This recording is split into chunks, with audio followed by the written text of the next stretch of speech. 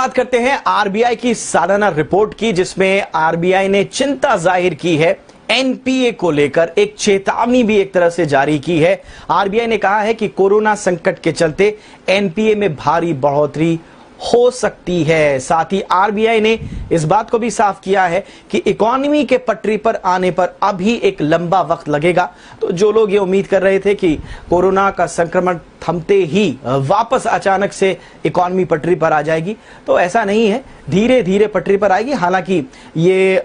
Expected lines पर ही RBI का जो अनुमान है वो है, क्योंकि ये कहा जा रहा था कि अभी पूरी तरह से अर्थव्यवस्था को पटरी पर आने में एक लंबा वक्त लगेगा। लेकिन फिलहाल आरबीआई की अपनी सालाना रिपोर्ट में और क्या-क्या ऑब्जर्वेशंस दिए गए हैं, ये खबर बताने के लिए मेरे साथ मेरे वरिष्ठ सहयोगी ब्रिजेश कुमार जी जुड़ चुके हैं। ब्रिजेश, क्या कह रहे हैं आरबीआई का अपनी इस सालाना रिपोर्ट में, और एनपीए और अर्थव्यवस्था को लेकर खास तौर पर क्या कहा गया है?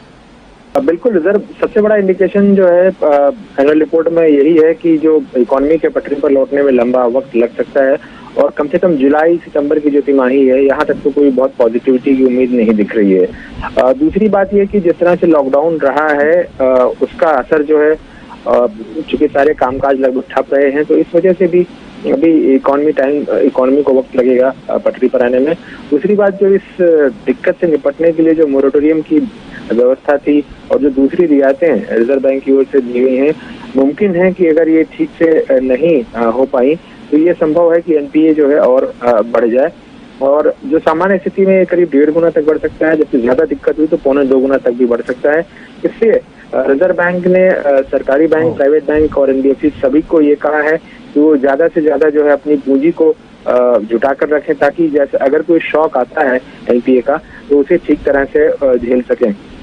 दूसरी बात, सरकार के लिए कहा है कि सरकार को अपना खर्च बढ़ाना होगा, और शायद उसी से जो है इकोनॉमी में मांग पैदा होगी, क्योंकि जो निजी क्षेत्र है वो तो खर्च बहुत कर पाने की हालत में नहीं है। साथ ही सरकार से ये भी कहा गया है कि जो रोजगार पैदा करने वाले सेक्टर हैं उनकी पहचान की जाए और वहां पर राहत और रियायतें बढ़ाई जाए, ताकि लोगों को जॉब मिल सके, रोजगार मिल सके और इकोनॉमी पटरी पर लाए।